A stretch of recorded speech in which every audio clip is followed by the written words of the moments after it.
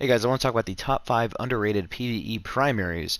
These guns are not used a whole lot, and I kind of want to go over them and be like, yeah, these guns are good, and they're worth using inside of PvE. And yeah, so number 5, we're going to start off with the Sweet Business Exotic Auto Rifle. The perk on here is Payday. Larger magazine, increase accuracy from firing the hip. Picking up ammo for this weapon immediately reloads it. So they buffed it in Shadowkeep recently. They gave it bonus damage.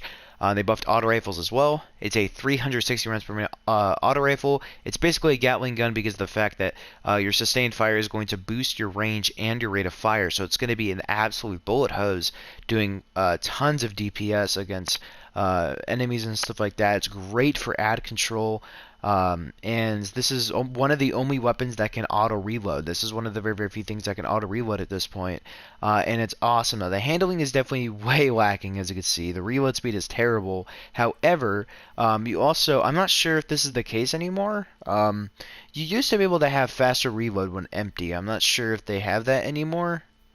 I don't really know. It also has armor-piercing rounds, which is great because of the fact that this gun does a lot of DPS against like red bars and stuff, so you're gonna be able to penetrate shields a lot easier, so you don't have to like switch to your energy or something. And yeah, this gun's really fucking solid. It just tears through enemies. It's one of the best weapons in my opinion for Gambit because of the fact that you could just shred through all the red bars really quick. And it's overall just an awesome gun for just tons of different ads. It's really, really good. And I think it shines most in Gambit. At least for me, I every time I go into Gambit and use this gun, I by far get the most amount of kills. Like, it is really, really good. And also as a catalyst you can get from doing the strikes and Crucible. So if you want to get the catalyst, go for it. I think it gives you less. I think it just gives you unflinching when you get the max rate of fire, which really isn't that good. But I think it's worth it anyway to get the kill counter. If you're going to use this gun a lot, then the kill counter is really, really nice, and getting those orbs on multi-kills is also really nice. Moving on to number 4, it's going to be the Graviton Lance. Now, Sunshot has been seeing a bit of play when it comes to exotic hand cannons with its incredible ad control when it comes to explosions, but people forget there's another energy weapon that gives you explosions, and that's the Graviton Lance. Now, what is the difference here? So, Graviton Lance is a pulse rifle. It's a 2-shot pulse rifle. The only 2-shot pulse rifle we've ever had. It has a really unique aspect to it and how the second shot is going to be doing more damage, and it's going to give you a bit more recoil from my knowledge, and it's also going to have literally no fallout whatsoever, and it has a fall off, and it has a really fucking cool intrinsic name here. Black Hole. Second shot of a burst rips a hole through space-time. That just sounds so fucking cool. But yeah, this gun in general is really, really nice. Now, its other exotic perk is going to be Cosmology. Kills with this weapon cause enemy targets to detonate and spawn void projectiles that track targets. Now, unlike Sunshot, I believe the explosions also chain like Sunshot as well, but unlike the Sunshot, this weapon will push back the enemies a little bit before they explode. That's kind of the downside here compared to that. But you also spawn those void projectiles, which is basically a way, way, way toned down version of the Gowerhorn Seeker projectiles. It kind of go like that. Wherever you get a kill, those void projectiles will come out akin to more of that kind of look of the projectiles. Not nearly as powerful, but that kind of look and how they track and stuff.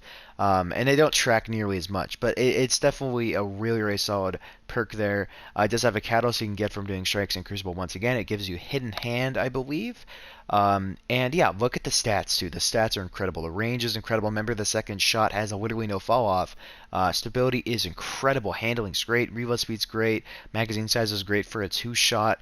You're gonna get 15 bursts out of that.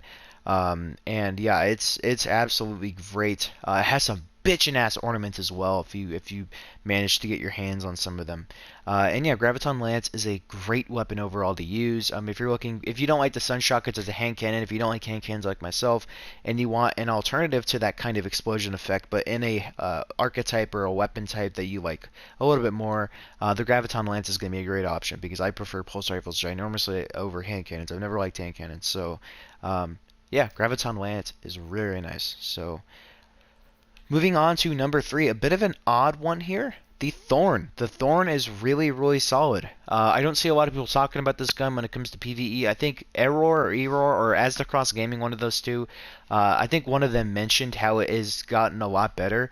And specifically in PvE, this gun is actually a lot better than a lot of other primaries.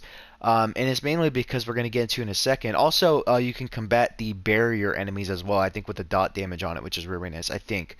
So you don't have to have the anti-barrier rounds on stuff. You could just use this if you wanted to. Mark of the Devourer. Rounds pierce targets and deal damage over time. So you're going to have that dot effect just like D1. Kills with weapon or leave behind remnants. Very, very akin to the Lumina if you have that. So you go over the remnants and basically it plays into Soul Devourer. Absorbing a remnant strengthens Mark of the Devourer, which is your dot damage, and partially refills the magazine. Once again, another auto reloading effect. And it's going to strengthen the Mark of the Devourer, which means it's going to greatly boost your damage over time. It's going to make your damage over time significantly better. It's going to give you guaranteed crits for that. For the damage over time, you're going to see yellow crits all the time for it. And it's really, really solid. It does lots of damage, tons of damage for ad clear and stuff like that. It's a great gun overall. It's a really, really nice hand cannon. I actually personally prefer it over the escapades. I really, really like it. Unfortunately, it doesn't have a catalyst, which kind of sucks. It does also have an incredible looking ornament from the seasonal shop. Now, keep in mind, the season ends in under 2 weeks, so if you want to pick this up, you got to pick it up soon. It's a really, really awesome ornament. And yeah, the Thorn is a great hand cannon overall. Number 2 is another auto rifle, the Serosa Regime. I don't see a lot of play with this gun. And I thought it was very bad until I started using it recently, and I was like, wow, this gun is really, really solid. Serosa Legacy. The bottom half of the magazine deals bonus damage and has a chance to return health on kill. The exact same thing as the D1 perk. And it also has the 2 spinning up and dual speed receiver, previously called Focus Fire from Destiny 1. But that return health on kill chance is really, really nice. Now, it's not guaranteed like the Crimson, but let's face it, the Crimson fucking sucks. So this is a nice alternative to it. Having that chance to return health on kill is going to greatly boost your survivability. And the catalyst you can get from doing strikes or getting a victory in the Crucible, which unfortunately also requires you to do Crucible for the catalyst 300 enemy kills instead of the Crucible, which really sucks. It really sucks to see that. And my god, my monitor is fucking up. What's going on my monitor? I'm using my TV, but my monitor is going fucking super sane right now. Okay, I'm gonna have to check that out in a bit. Serosa Regime Catalyst is also going to give you a bonus chance to heal on a kill. So it's gonna raise your chance to get a health on kill.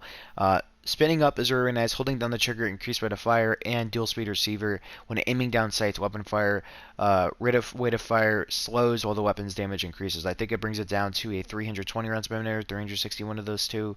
And it's going to greatly increase your weapon damage. And you're also going to return that perk as well, which is really, really nice. So you're going to be doing high impact reserves. I think it actually might be a better version of high impact reserves. I could be wrong. But yeah, this gun's really, really solid. Spinning up and dual speed receiver are both really, really good for PvE. I prefer dual speed receiver because I always find myself running out of ammo spinning up, but it does have lots of ammo. I think they buffed up the ammo capacity actually, because last time I used it, I found myself running out. But I'm gonna use spinning up again because it's a really, really solid perk. And it also has a fantastic reload speed, and with the artifact right now we have enhanced auto rifle loader for only 1 energy slot. Obviously that's going away soon, but the stats on here are also incredible. Look at the range, stability, and handling. Absolutely amazing stats for an auto rifle. It's fantastic. Now, unfortunately, auto rifles aren't exactly in the greatest place. They haven't been in the greatest place since year 1 at Destiny 2. But it is a really, really good option for an exotic weapon, and yeah. Number 1, what I consider to be one of the best primaries for PvE in the entire game, and that's the Bad Juju. It is criminal how slept on this weapon is. Honestly, like, I'm still thinking to this day, like, wow, people have literally no fucking clue. This is sitting under everyone's fucking noses and how amazing this weapon is. It is incredible. And we're going to talk about it in a second, but also keep in mind of all the rampage, kill clip, all the different damage nerfs. This is one of the only weapons to remain unchanged, this and Huckleberry, with their damage bonuses. So the main perk here is String of Curses. Kills refill the magazine, increased damage. I mean, look at all the shit it has going for it here. Okay, so your kills are going to be refilling the magazine as a whole. Increased damage for a short duration. It's going to be like Swashbuckle or Stacks up to 5 times, except it's without the nerf. And it's gonna give you super energy based on the strength of String of Curses. Now when you get up to ×5, your super energy goes fucking crazy, and you're also firing full auto. It has a incredible perk to it. I mean, getting your super energy significantly faster is amazing, and when you get your string of curses up, which is also going to be doing increased damage and going to be refilling your magazine, you're going to be getting a shitload of super energy. That's fucking incredible! It's insane, and the fact that nobody is talking about this gun is so fucking criminal. It's insane. I can't wait till the Recluse nerf because I feel like this gun is going to finally get the light it deserves because this gun is absolutely incredible. The stats on it are great. The only thing that lacks is the range. Reload speed is amazing, although it doesn't really matter. Handling, stability, great. The thing that a lot of people don't like about this gun is that it's not in a very good archetype when it comes to PvE. The impact is definitely lacking a little bit. However, this gun is not meant for fucking boss damage or severe yellow bar damage. This is meant for trash ad clear to beast through all the fucking ads. This gun is incredible in Gambit and stuff like that. Vex offensive, absolutely amazing in those kind of activities. And the fact that I swear to God, I'm gonna go on a rant here. These fucking dumb fucks. I hate these assholes, dude. They took it into like bad juju versus Callus, and so they shot him at Callus, right? And there literally is absolutely no indication of this gun being good against bosses. It's not a boss weapon. Okay, not every weapon has to be a fucking boss weapon. And they complain about it. It's like, what the fuck? And it's like, yeah, man, this weapon tickles. Like, I'm shit, it tickles. I'm like, what? I was just like, you gotta be fucking kidding me. You gotta be fucking me. Ugh, it's crazy. Anyway, yeah. Peace.